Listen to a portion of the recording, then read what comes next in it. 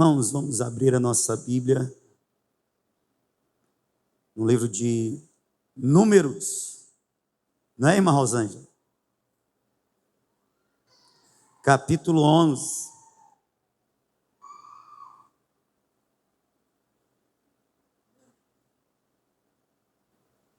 Você achou Números capítulo 11? Versículo 24 diz assim: Saiu, pois, Moisés e referiu ao povo as palavras do Senhor, e ajuntou 70 homens dos anciões do povo, e os pôs ao redor da tenda. Então o Senhor desceu na nuvem e lhe falou, tirando do espírito que estava sobre ele, o pôs sobre aqueles 70 anciões. Quando o espírito repousou sobre eles, profetizaram, mas depois nunca mais. Porém, no arraial ficaram 2 homens, um se chamava Eldade e o outro Medade. Repousou sobre eles o espírito, porquanto estavam entre os inscritos, ainda que não saíram à tenda, e profetizavam no arraial. Então correu um moço e o anunciou a Moisés e disse: Eldade e Medade profetizam no arraial. Josué, filho de Num, servidor de Moisés, um dos seus escolhidos, respondeu e disse: Moisés, meu senhor, proíbe-lo. Porém, Moisés lhe disse: Tens tu ciúmes por mim? Tomara todo o povo do Senhor fosse profeta, que o Senhor lhes desse o seu espírito. Depois Moisés se recolheu ao arraial, ele e os anciões de Israel. Eu vou repetir o versículo 29. Porém, Moisés lhe disse: Tens tu ciúmes por mim? Tomara todo o povo do Senhor fosse profeta, que o Senhor lhes desse o seu espírito. Amém?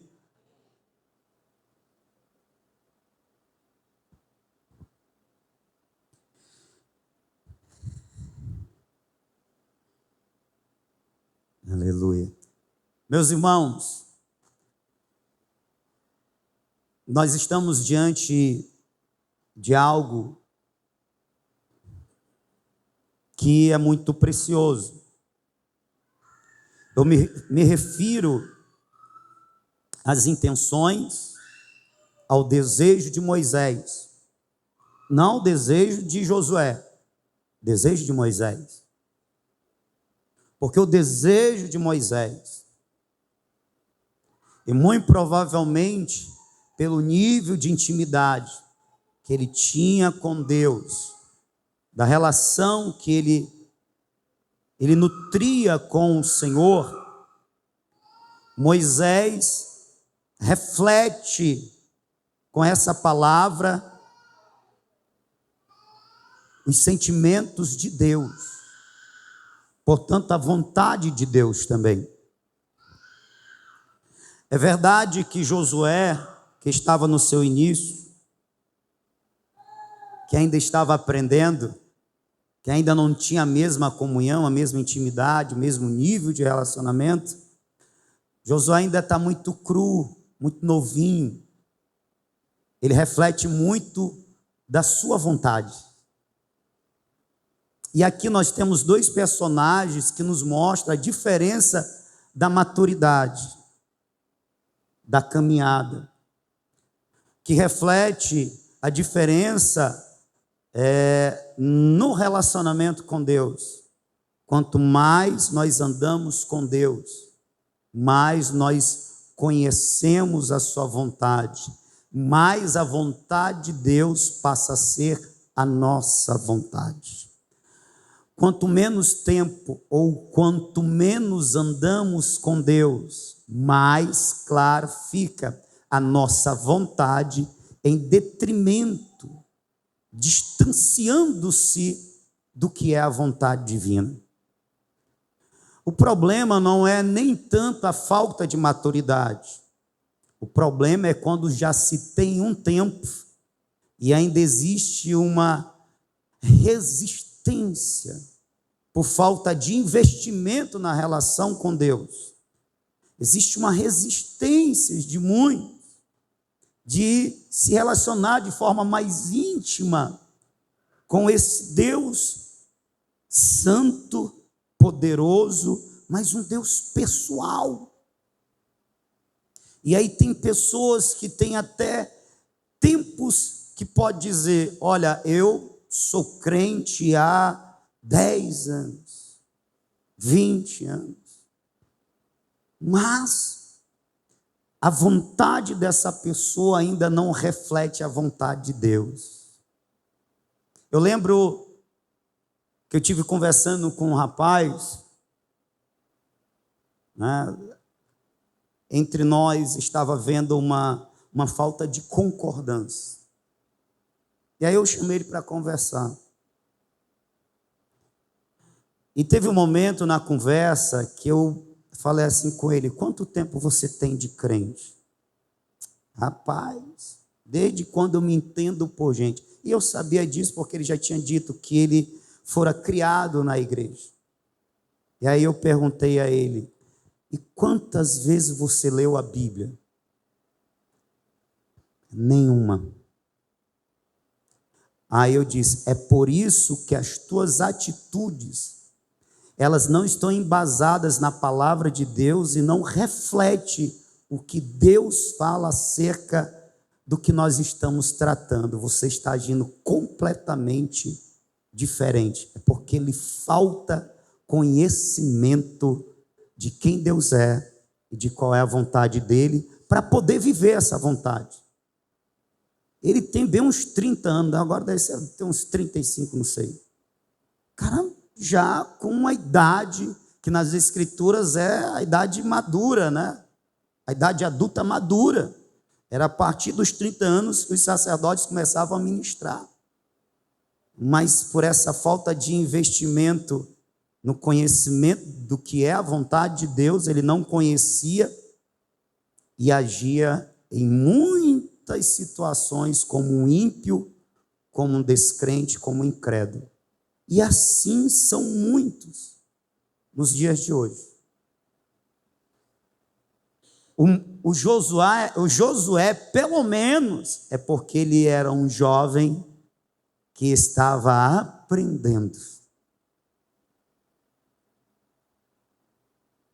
O que aconteceu? Qual é o contexto? Moisés está cansado daquele povo murmurador. É um fardo pesado liderar aquele povo trabalhoso, de duro serviço, desobediente, indisposto. Um povo que tinha dificuldade de se relacionar com Deus, porque tinha dificuldade de reconhecer Deus como seu Deus. Essa é a questão. Tem muita gente que tem dificuldade com Deus, porque tem dificuldade de reconhecer Deus como seu Deus. Era o problema daquele povo. E quer um povo dar trabalho a um pastor, a um líder, é quando o líder tenta conduzir um povo que ele pensa que é ovelha, que é rebanho, que é convertido, mas ainda não é. Porque, logicamente, o pastor vai aplicar na condução, na liderança, a liderança segundo a palavra. Mas se esse povo não tivesse convertido, meu irmão, pense para dar trabalho.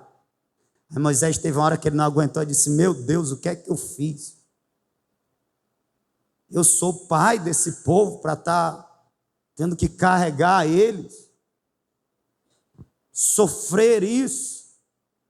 Aí Deus, que é misericordioso, disse, Moisés, faz o seguinte, escolhe aí uns 70 homens, anciões, porque o ancião tem a experiência da vida, 70. Entre milhões, escolhe 70. Eu acho que dá para encontrar 70 aí, né? Lógico que Deus não fala, eu acho. E eu vou tirar do Espírito que está sobre ti. Portanto, Moisés havia sido capacitado pelo Espírito Santo. E darei a eles, para que eles te auxiliem no carregar este fardo. Te auxilie na liderança deste povo, neste deserto. Aí Moisés escolhe lá os 70, marca um dia. Todos deveriam comparecer diante da tenda da congregação, a tenda do encontro, a tenda do pacto, a tenda do concerto, tabernáculo. E assim acontece, só que 2 deles, a Bíblia não diz o porquê, eles faltam. Eles não vão para o lugar combinado. O nome dos senhores, Medade, né? Eldade e Medade. Muito bem, o que Deus disse que ia fazer, Ele fez. O dia marcado, no local marcado, Deus derrama sobre aqueles homens o Espírito Santo. E eles ficam cheios. E existe um sinal visível de que eles foram pelo Espírito cheios, portanto capacitados para auxiliar Moisés na condução daquele povo, na liderança daquele povo. O Espírito veio para capacitar. E o sinal visível é que eles começam a profetizar.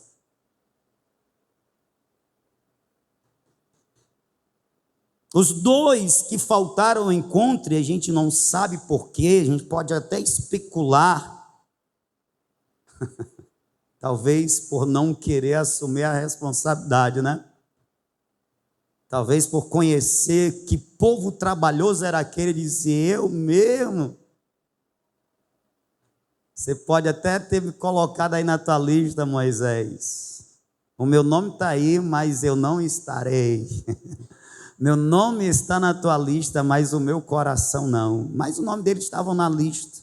E aquela lista de Moisés também era a lista de Deus. Amém? E quando a gente é escolhido por Deus, escolhido está. E mesmo eles não tendo ido e resistido a ter ido ao lugar de consagração, o Espírito Santo foi pegar eles onde eles estavam. E aí, eles começaram a profetizar no meio do arraial. Tinha 68 lá de frente à tenda do encontro. E no meio do povo, os 2 que tentaram fugir. Para onde me irei do teu Espírito? Se eu subir até o mais altos céus, lá Ele estará. Se eu colocar a minha cama no mais profundo do abismo, lá Ele também me encontrará. Não dá para fugir, não é? Sabe o que é interessante também dessa história? Quem está me ouvindo, diga amém. No serviço, no chamado para servir, eu não sei se eles sabiam, mas certamente Eldade e Medade aprenderam o que eu queria comunicar aqui para vocês. No chamado para servir, nós não escolhemos no que, no como e no quando.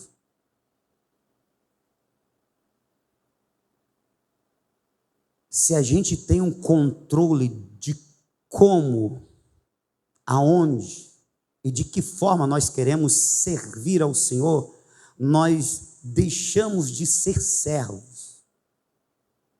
Nós estamos perdendo uma característica do servo. O servo não escolhe como, onde e quando. Ele apenas atende o chamado do seu Senhor e diz: eis-me aqui, me dê as ferramentas necessárias para que eu possa te servir como tu queres. Eles aprenderam essa lição nesse dia, porque mesmo fugindo, ou talvez não querendo servir ao Senhor desta forma, mas o Espírito Santo pegou eles, e depois que o Espírito Santo pegou eles e os capacitou para liderar, eles se tornaram líderes. E o sinal é que eles profetizaram. E aí nós temos a pessoa do Josué, que já estava ali encostado com Moisés, que já tinha o seu coração inclinado para conhecer e prosseguir em conhecer o Senhor, que já estava se aventurando nesta caminhada de amor. E ele fica com ciúme. E provavelmente ele ficou com ciúme porque ele estava disposto, ele queria, ele estava fazendo investimento, mas quem recebeu a unção antes dele foram dois que não queriam, não estavam investindo. Você está me entendendo aí, crente? Agora o Josué, ele tem que aprender uma lição que é lógica na caminhada cristã. Há um tempo para tudo. Ia chegar a vez dele, ele não precisava se enciumar dos seus compatriotas, dos seus patrícios, dos seus irmãos. Quem tem vontade, é interessante isso, né? Tem gente que não tem vontade de servir, aí Deus chama, enche e começa a usar. Tem gente que tem vontade de servir, aí Deus diz: não, agora não, ainda estou te preparando. Só que tem uma diferença: Meldade e Eldade foram ligeiros para auxiliar Moisés. Josué demorou, mas foi para que ele fosse o líder de toda a nação, para um projeto bem maior do que Deus tinha com Eldade e Medade. Quem está me entendendo? Não precisa ter ciúme. Se está demorando, porque Deus está preparando, porque é algo de maior responsabilidade, de maior alcance, envergadura, maior grandeza. Você está me entendendo? Quem está recebendo a palavra do Senhor? Moisés declara algo que estava no coração de Deus. O que é? Um dia, um tempo, em que não apenas Eldade e Medade, um ou outro, mas todo o povo de Deus seria cheio do Espírito Santo. Cheios do Espírito Santo. Preste atenção.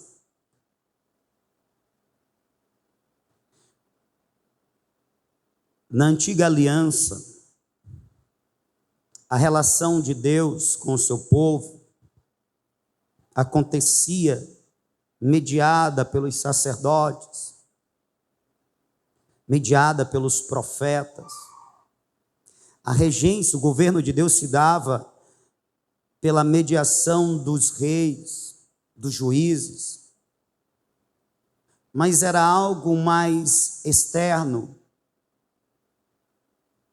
Agora, esses homens que faziam como que pontes entre o santo, o divino, o eterno, o poderoso, e o mortal, o falho, o fraco ser humano, esses homens, eles eram revestidos, eles eram cheios do Espírito Santo. O Espírito Santo vinha, capacitava esses homens para esta ministração, para este serviço, para esse ministério, como no caso desses 70.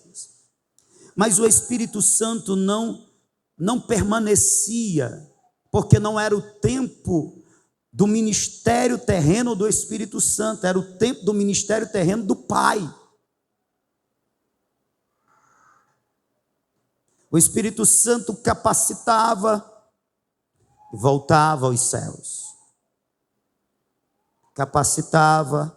Esses homens capacitados de forma sobrenatural pelo Espírito para o ministério divino, eles eram chamados de os ungidos. Ungidos. Mas como disse Moisés, não era todo o povo que recebia. Não era a nação, não era o povo de Deus. Eram alguns escolhidos. Talvez por isso o ciúme de Josué: como assim? Eu estou aqui sedento, faminto, eu quero, e ele não veio sobre mim.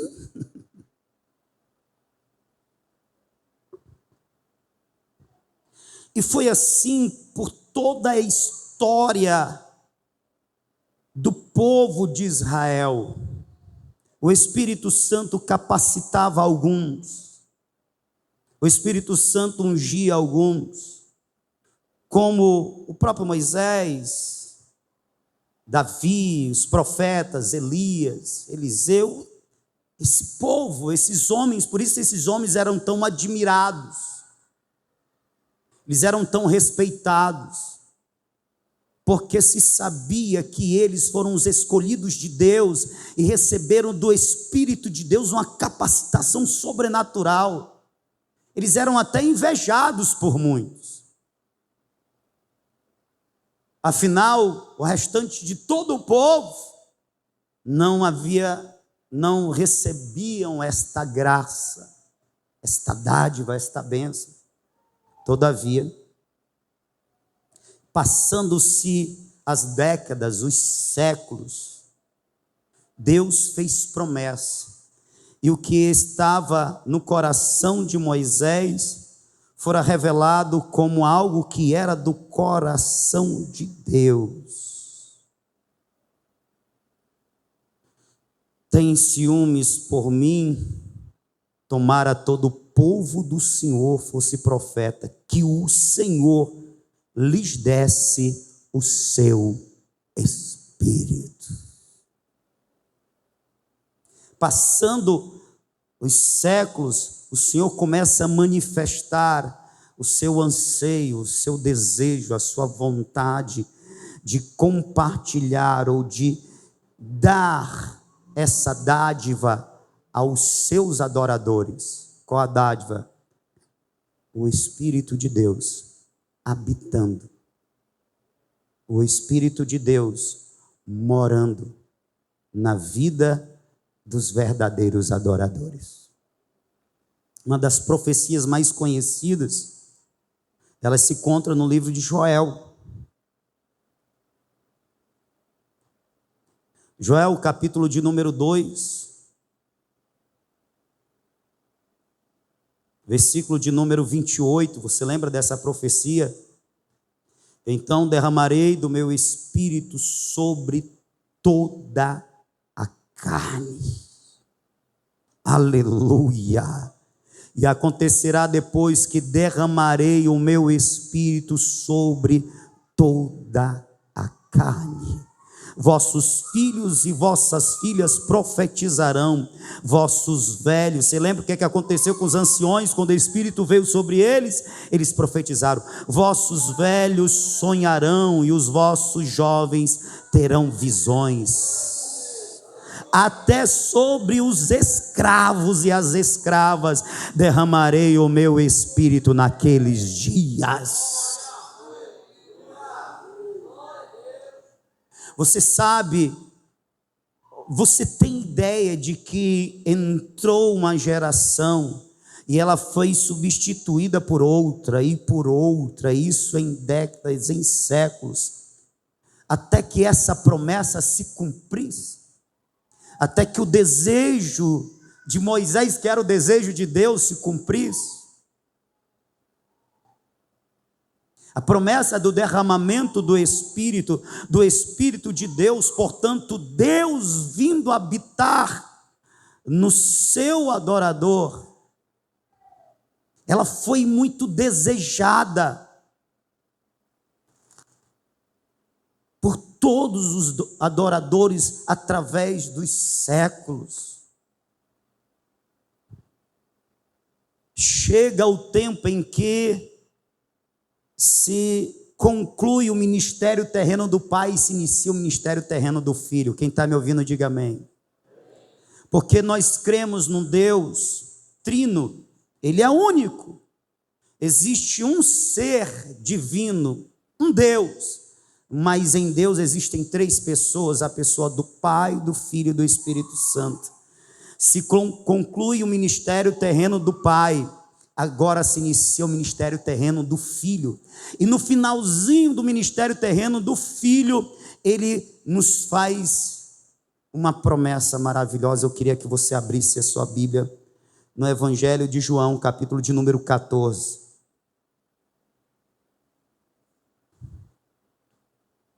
João 14.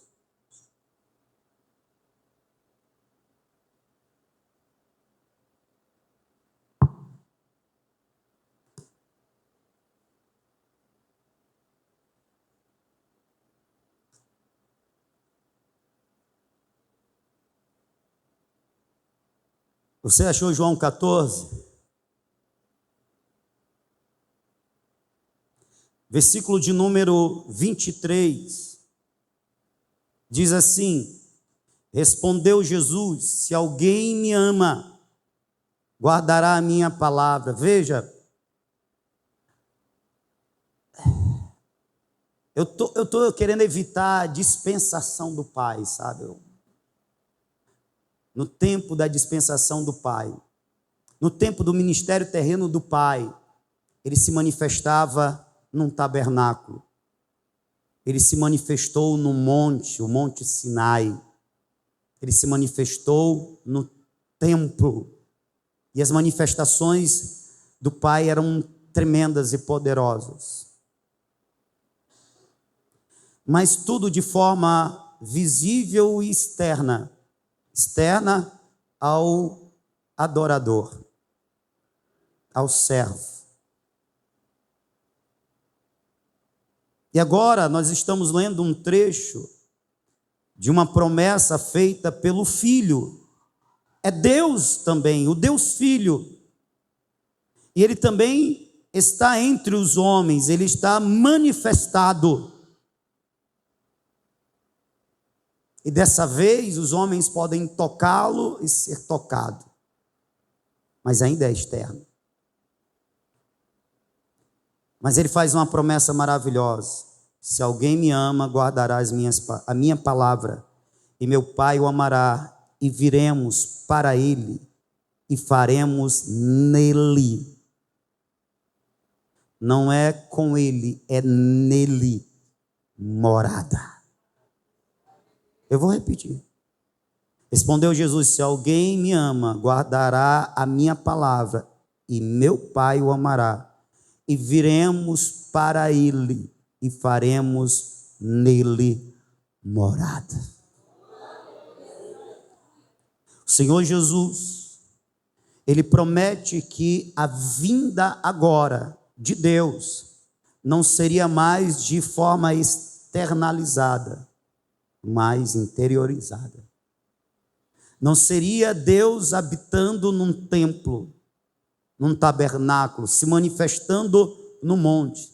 Seria Deus agora tabernaculando, morando no salvo, no adorador.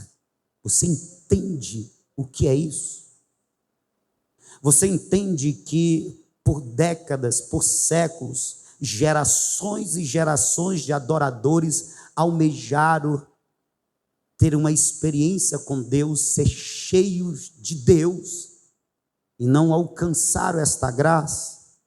E Jesus vem e diz aos seus discípulos: aquele que me amar, naturalmente ele vai me obedecer.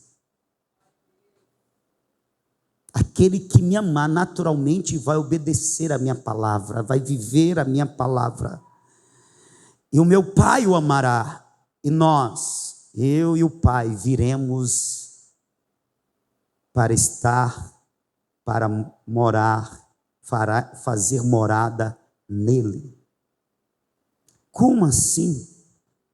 Versículo de número 16, como Deus, o Pai e o Deus Filho vai habitar e morar no adorador, naquele que o ama e manifesta esse amor na obediência, numa vida de obediência. Versículo 16, ele diz: e eu rogarei o Pai, e ele vos dará outro Consolador, a fim de que esteja para sempre convosco, o Espírito da verdade, que o mundo não pode receber. Não é para o descrente, não é para o ímpio, não é para aquele que ainda não se converteu, não é para o mundo, é para o salvo, porque não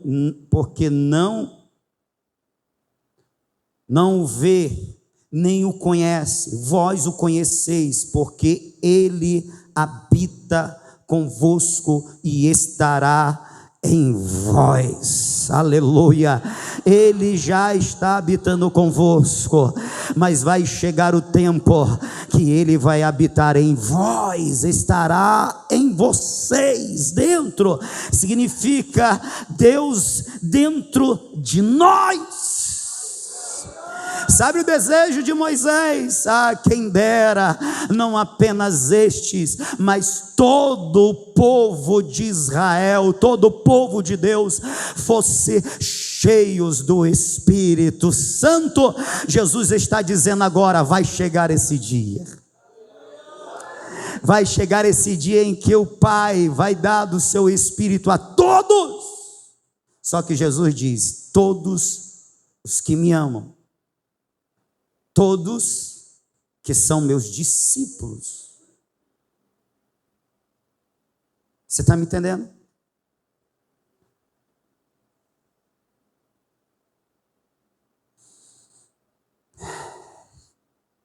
Isso vem acontecer, isso se cumpre. Mas para que isso se cumpra, é necessário que o ministério do Senhor Jesus, o ministério terreno do Senhor Jesus, ele tenha o cumprimento da sua finalidade, a consumação da obra, a sua morte vicária na cruz.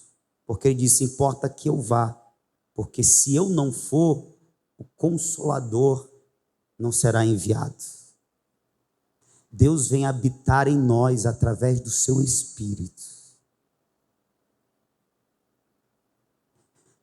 Em João capítulo 7, versículo 39, após o convite que Jesus faz a todos os sedentos, ele diz: quem tem sede, vinde a mim, beba.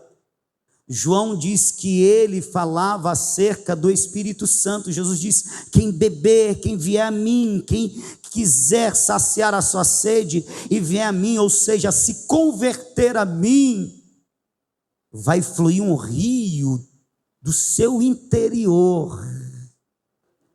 É um rio de água viva. Ele estava se referindo de João, ele estava se referindo ao Espírito Santo que ainda não havia sido dado, porque o Senhor Jesus não havia cumprido ainda a missão, mas ele deixa a promessa: eu vou cumprir a missão, e quem tiver sede, se converta a mim. Aleluia. E dentro desta pessoa que se converter ao Senhor Jesus, está garantido um rio de água viva fluindo. E o que é este rio de água viva? É a presença operosa do Espírito de Deus na vida do salvo. É o Espírito Santo ministrando, agora morando no salvo, ministrando as bênçãos celestiais, aplicando as bênçãos eternas na vida do salvo. O Espírito de Deus, Deus habitando no crente. Aleluia. Isso se cumpre no dia de Pentecostes, pois estavam todos reunidos no mesmo lugar. E de repente veio um som de um vento, como de um vento impetuoso, que encheu toda a casa, e foram vistas línguas repartidas como de fogo, e todos foram cheios do Espírito Santo. Iniciou-se em Atos capítulo 2, o que nós podemos chamar de a era do Espírito Santo, o tempo do ministério terreno do Espírito Santo. Concluído foi o do Pai, o do Filho, agora iniciou-se o tempo do ministério terreno do Espírito Santo. E é por demais elevado, por quê? Porque o Pai se manifestava de forma externa, o Filho também, embora já se pudesse tocar em Deus encarnado, mas agora no ministério terreno do Espírito, Deus está em nós.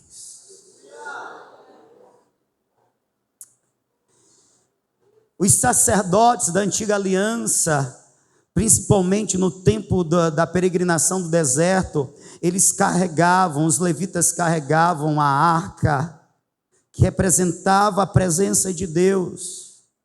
Eu carrego em meu ombro, ele podia dizer, um dos levitas, eu carrego em meus ombros a presença.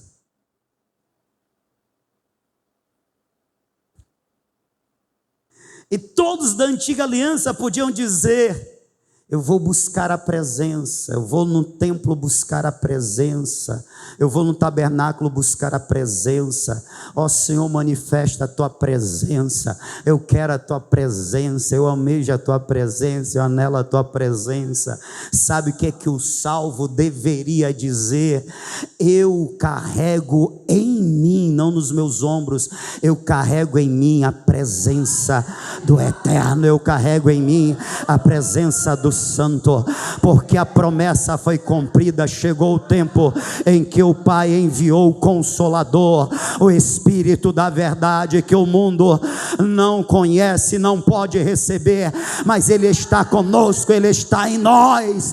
Nós corremos atrás da presença, não, nós carregamos a presença. É por isso que o crente, estando no templo ou estando fora do templo, ele estando na rua ou estando na praça ou estando em qualquer outro lugar, quando ele invoca o nome do Senhor Jesus, quando ele invoca o nome do Senhor, a presença de Deus se manifesta, porque o crente carrega com ele a presença do Senhor. Para onde o crente vai, a presença do Senhor está com ele, porque o Espírito do Senhor habita em nós. É por isso que no quarto, quando eu dobro o joelho e em fé eu falo com o Deus Espírito, eu sinto a presença. Eu lembro do testemunho de um jovem muito fervoroso, no tempo que eu trabalhava ainda no Mercadinho São Luís. Ele testemunhando que ele tinha fome de Deus e devido à correria do trabalho e estudo, mas ele não deixava de buscar, de invocar a presença. E ele encontrava o tempo na hora do almoço, no intervalo, ele entrava no banheiro, ele fechava a porta do banheiro, ele buscava o Deus vivo, e no banheiro ele sentia Deus. Por quê? Porque nós carregamos a presença. É por isso que naquela viagem, irmã Rosângela, para Ocara, onde nós fomos impedidos de ligar o nosso equipamento de som, porque o sacerdote se achou no direito de proibir que nós fôssemos recebidos pelos moradores locais. Mas sem equipamento de som, nós fizemos o estudo bíblico de busca pelo batismo com o Espírito Santo debaixo de um cajueiro. E quem conhece cajueiro sabe que a sombra do cajueiro nem é essas coisas. Então, horas a gente recebia um raiozinho do sol, sem equipamento de som, sem nada. Mas naquele lugar, debaixo do cajueiro, a presença de Deus se revelou, se manifestou. O poder de Deus caiu sobre nós, porque nós carregamos a presença. Oh, nós carregamos a presença. Você sabe o privilégio que você tem, crente? O povo olhava admirado, pasmado. O povo olhava, às vezes enciumado, para os sacerdotes que entravam no santo lugar. Eles ficavam, maravilhados com o sumo sacerdote que entrava no santo dos santos. O povo, quase que adorava. Eles não podiam adorar, mas quase que adoravam os profetas, porque os profetas, eles tinham tanta intimidade com Deus, que eles falavam com Deus, eles ouviam Deus, era um negócio tremendo. Mas mesmo os profetas, mesmo os sumos sacerdotes, os levitas, eles não tinham em si Deus morando.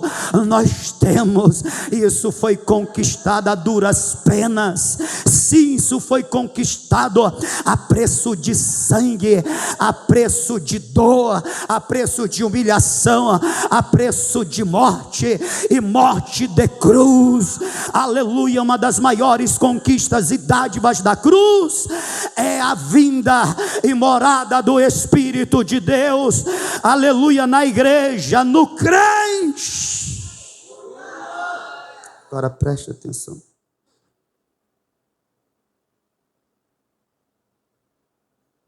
Em 1 Coríntios, capítulo de número 6,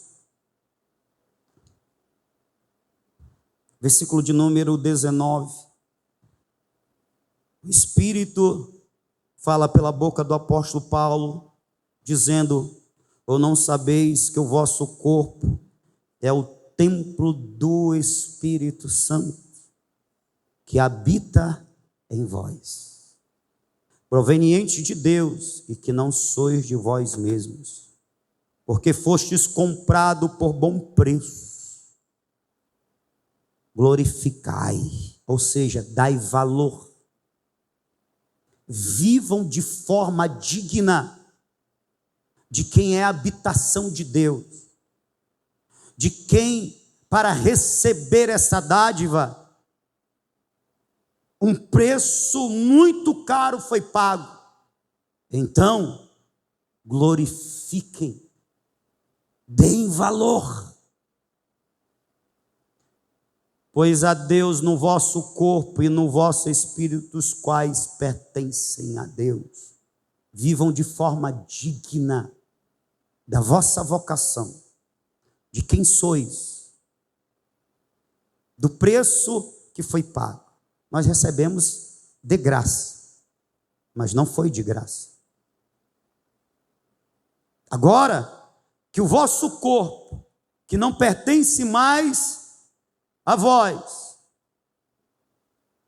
pois foi comprado, este corpo seja agora usado para a glória daquele que é Senhor na sua vida, Deus que habita agora em você.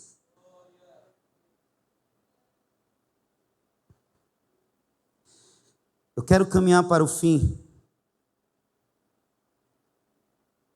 e eu quero falar nesse ponto de algo que nós devemos nos atentar. O Espírito de Deus habita em mim? Certamente que sim.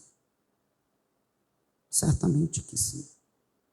Se de fato eu fui por Ele gerado, nasci de novo, se de fato eu fui por Ele convertido, Ele mora em mim. Se Jesus de fato é meu Senhor e meu Salvador, então o Espírito de Deus habita em mim, e Ele inclusive testifica de que sou filho, de que sou salvo, que essa salvação é garantida não por mim, mas por Jesus. Agora preste atenção. Nós estamos falando de Deus em nós. De Deus que não vai violentar a nossa volição, a nossa vontade, mesmo morando em nós. Um Deus que não nos vai forçar a relação, Quem está me entendendo? Preste atenção, crente. Porque até aqui você ouviu tudo isso, você sabe, eu sou morado do Espírito. A questão é como você tem vivido como morada do Espírito. Como você tem tratado o Espírito de Deus que habita em você. Qual é a atenção, o reconhecimento, o valor que você tem dado a Ele? Qual é a tua relação com o Espírito?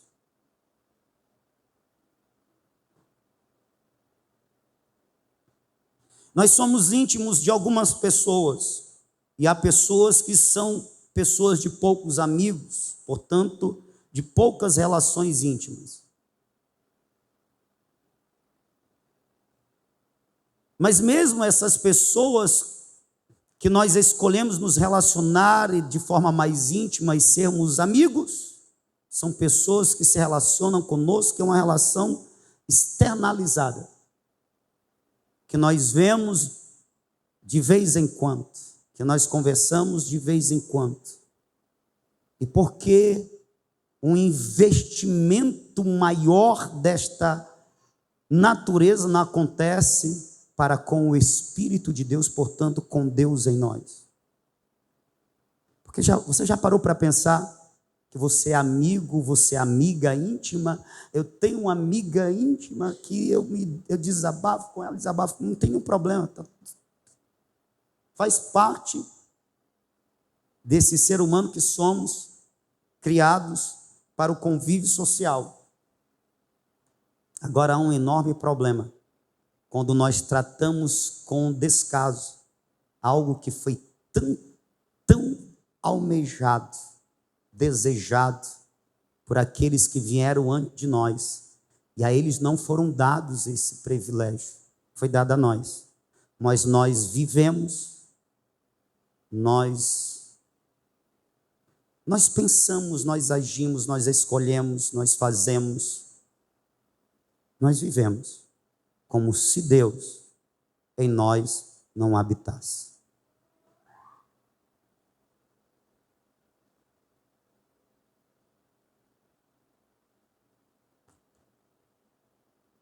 Eu queria que você abrisse a sua Bíblia em Tiago, capítulo 4, versículo 5. Bota aqui.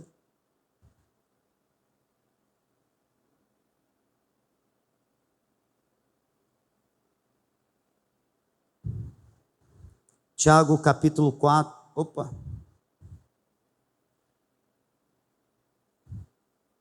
Tomei um susto porque eu abri o Tito, e Tito vai até o 3, né? Tiago, capítulo 4, versículo de número 5, diz: ou cuidais vós, que em vão diz a Escritura, o Espírito, portanto o Espírito Santo, que em vós habita, tem ciúmes? Você sabia que o Espírito Santo, você sabia que Deus, lembra do que o Senhor Jesus disse? Eu e o meu Pai viremos e faremos nele morada. O Pai e o Filho habitam em nós através do Espírito Santo. O Pai e o Filho, o Pai e o Senhor Jesus habitam em nós através do seu Espírito, o Espírito do Senhor. O Espírito do Senhor tem ciúmes de nós,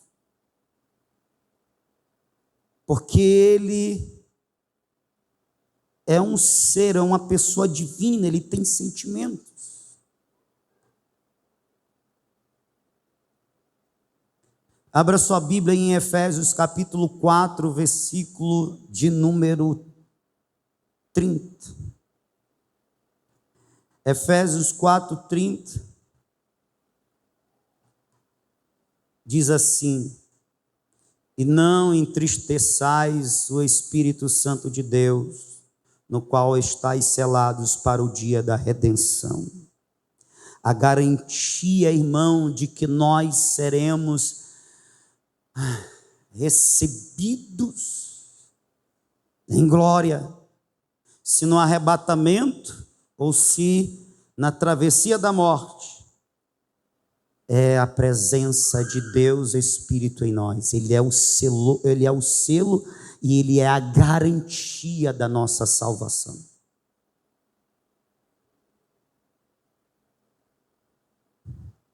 E escrito está: não entristeçais, ou seja, vós, o Espírito Santo.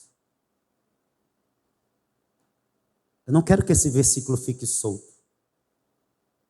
Eu quero que você reflita nele. Porque foi essa palavra que Deus mandou trazer. Logo, existem pessoas que estão entristecendo o Espírito Santo. Uma das formas mais comuns de nós entristecermos o Espírito Santo é tratá-lo como se ele não existisse em nós. É vivermos como se ele não morasse em nós. Você consegue tratar como não existente alguém que mora contigo, por exemplo, os teus filhos, a tua esposa, o teu esposo? Talvez por um período de tempo, quando está brigado, né? E faz aquele, não quero falar. Mas logo se reconcilia.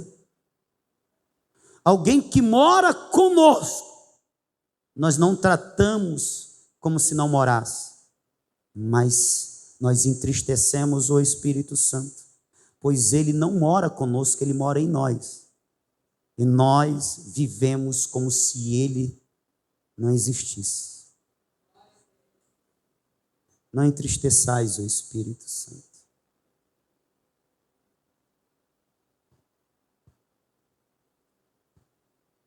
O Espírito Santo, ele intercede por nós com gemidos inexprimíveis. O Espírito Santo está nos transformando de glória em glória à imagem do Senhor Jesus, porque essa é a vontade do Pai. O Espírito Santo está gerando em nós os frutos do Espírito, que diz respeito ao caráter de Cristo em nós, num processo de transformação e santificação do nosso ser. O Espírito Santo quer fazer ainda mais. Mas o problema é que em muitas vidas o Espírito Santo nem reconhecido é. Quanto mais buscado.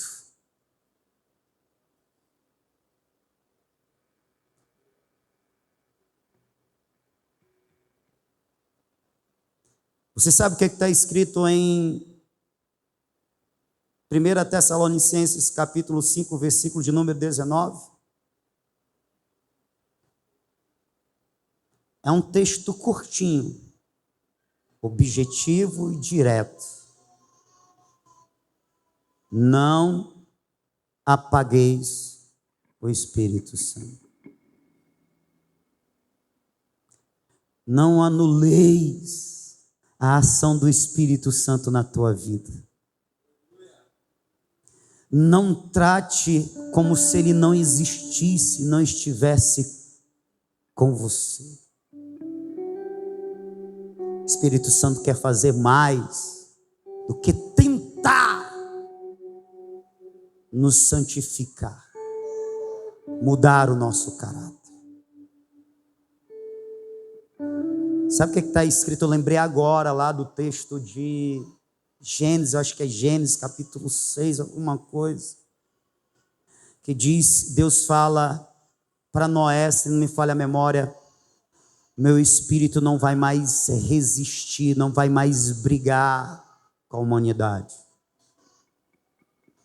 Era como se o Espírito Santo resistisse ao ponto de tentar conduzir aquela humanidade caída a uma vida de mais intimidade, devoção, uma vida mais reta, uma vida mais digna, que se aproximasse de Deus. Mas devido à resistência daquela humanidade, daquele tempo, Deus retirou o Espírito. O meu Espírito não vai mais, o texto diz, não vai mais contender com o homem. Não é que o Espírito Santo estava brigando, era o Espírito Santo, sabe, resistir no sentido: eu vou ainda insistir em o que eu posso fazer, dado as limitações que essa humanidade me dá, o que eu ainda posso fazer para preservá-los, o pouco que seja. Mas chega uma hora que, de tanta resistência humana, Deus diz: o meu Espírito não vai mais contender, Ele retira. Se escrito está, e está escrito que nós não devemos apagar o Espírito, é porque há a possibilidade de nós sermos tão sem noção, tão insensíveis, tão duros, tão de duro servir, que a gente acaba anulando a ação do Espírito de Deus nas nossas vidas, porque Ele não vai fazer a força. Vou repetir: Ele não vai fazer a força. Ele não vai ser o nosso amigo nos obrigando. Ele não vai ser o nosso Senhor nos forçando. O governo de Deus não é um governo tirano.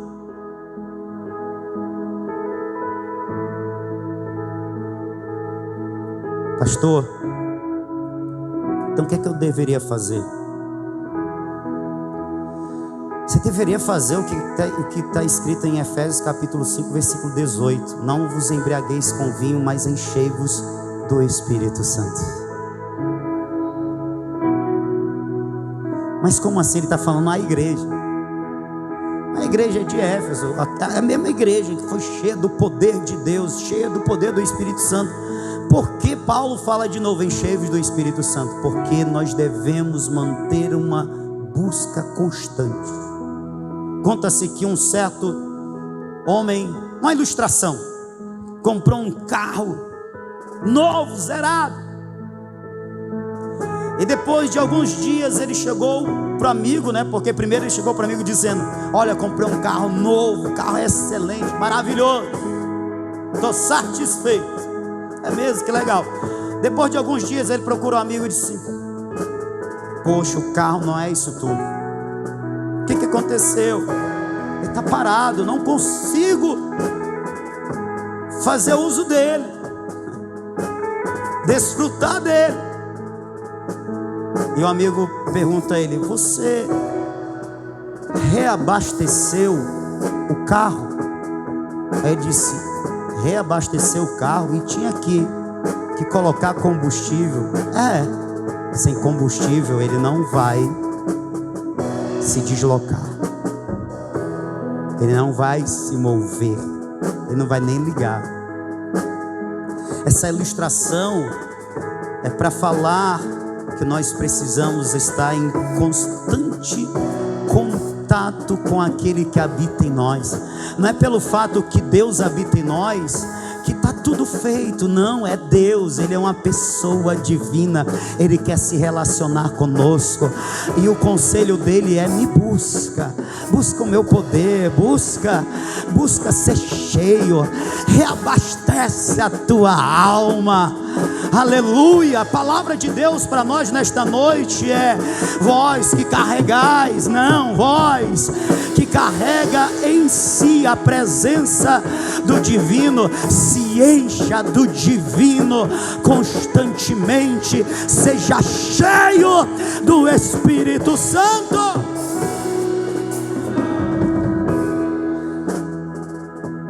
Tem muita coisa que Ele quer fazer, mas Ele não faz porque nós não o buscamos como deveríamos. Sabe por que a gente não busca? Talvez pela ignorância, falta de conhecimento, ou talvez pela falta de sensibilidade. Fato é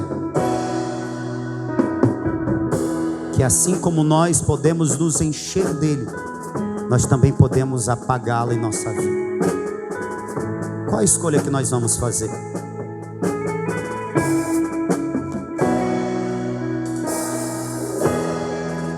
Deixa eu te dar o conselho do Senhor Jesus. Lucas capítulo de número 11, eu acho que a partir do versículo de número 5. conta a história de um homem, é uma parábola de um homem que recebeu tarde da noite a visita em sua casa de um amigo.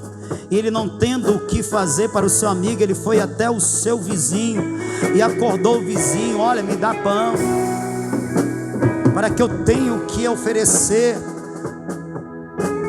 ao meu amigo que me visita. Já está tarde, eu não vou me levantar, eu já estou deitado com meus filhos. Ele insistiu até que o amigo se levantou e lhe deu pão. Aí o Senhor Jesus: olha, se vocês que são maus, primeiro ele diz: pedi e dar-se-vos-á, batei e abrir-se-vos-á, buscais e encontrareis. Porque se vocês que são maus sabeis dar boas dádivas aos vossos filhos, porque qual é o filho que pedindo o pai um pão, ele lhe dará uma pedra? Lhe pedindo um peixe, lhe dará uma serpente? Lhe pedindo um ovo, lhe dará um escorpião? Se vocês são maus, sabeis dar boas dádivas aos vossos filhos, muito mais o vosso Pai Celestial vos dará o Espírito Santo a todos quanto lhe pedirem. Oh, meus irmãos, eu não sei se você prestou atenção, aqui tem um ensino claro do Senhor Jesus, que o Espírito Santo, ele precisa ser buscado. Nós precisamos desejar, nós precisamos anelar mais dele. Mas ele já está em mim, pastor. Mas do que adianta ele estar em nós, mas nós tratarmos eles com tamanha diferença, quando o ensino bíblico é: busque, se preciso você peça, se não alcançar com a petição, você insista batendo, se não alcançar batendo, você busque com todo o teu coração, com todas as tuas forças, porque é a vontade de Deus te encher do Espírito Santo, é a vontade do Espírito Santo nos revestir de poder, é a vontade do Espírito Santo ter o controle sobre as nossas vidas. Afinal, o Senhor Jesus disse: só vai vir a mim quem tiver sede, e quem tiver sede vai receber água ao ponto de jorrar no seu interior. Um rio de água viva, de jorrar do seu interior, a presença poderosa, a ação poderosa do Espírito de Deus.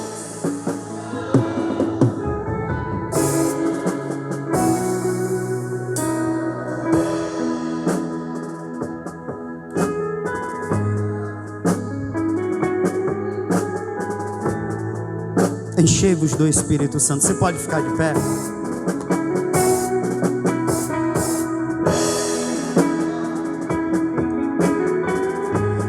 Enchei-vos do Espírito Santo. Enchei-vos do Espírito Santo tem vários significados. Um deles é que eu posso ser como este copo seco, ou este copo pela metade. Um relacionamento seco ou pela metade com o Espírito. Mas a vontade de Deus é que a gente transborde nessa relação, seja cheios. Um outro significado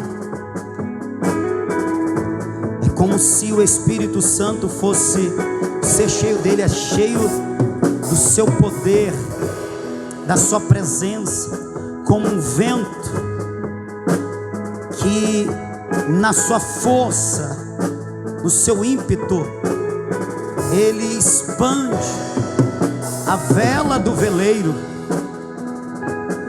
e desloca, portanto, o veleiro por sobre as águas, na direção que o vento sopra.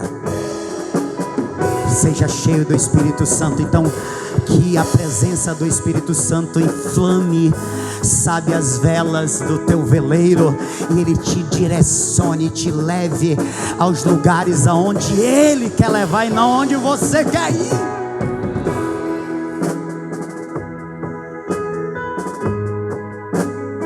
Seja cheio do Espírito Santo. Pode significar, portanto, uma vida controlada, tomada por Ele, governada de fato por Ele, não pelos meus anseios e por minhas vontades, mas pela vontade dEle.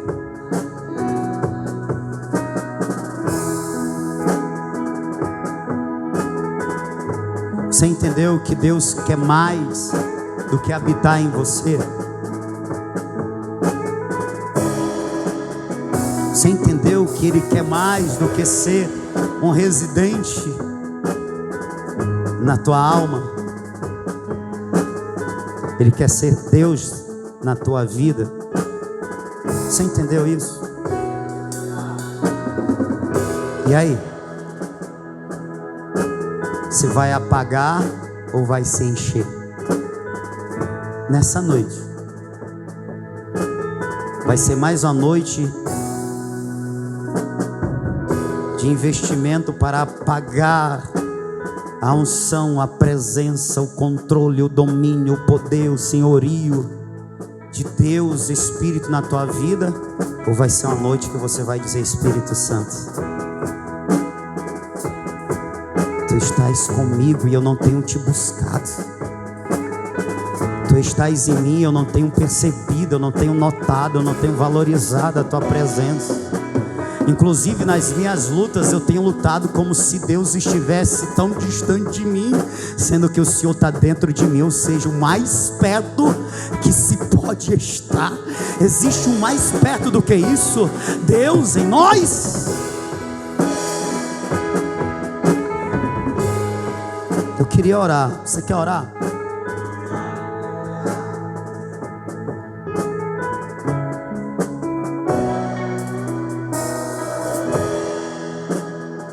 Você quer orar comigo?